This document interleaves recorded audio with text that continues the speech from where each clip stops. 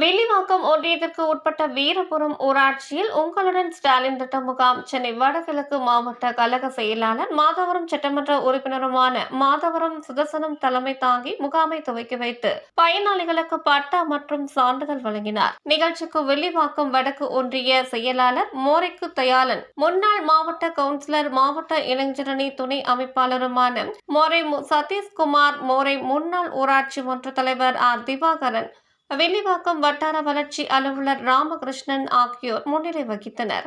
இதில் கட்சி நிர்வாகிகள் ஏழுமலை, குணா, தயாநிதி, பிரபு, இளம்பருதி, கார்த்திக், சதீஷ், ஹரிகிருஷ்ணன், சீலான் பாஷா, ஜி மோகன் மற்றும் அரசு அதிகாரிகள், கட்சி நிர்வாகிகள் கலந்து கொண்டனர்.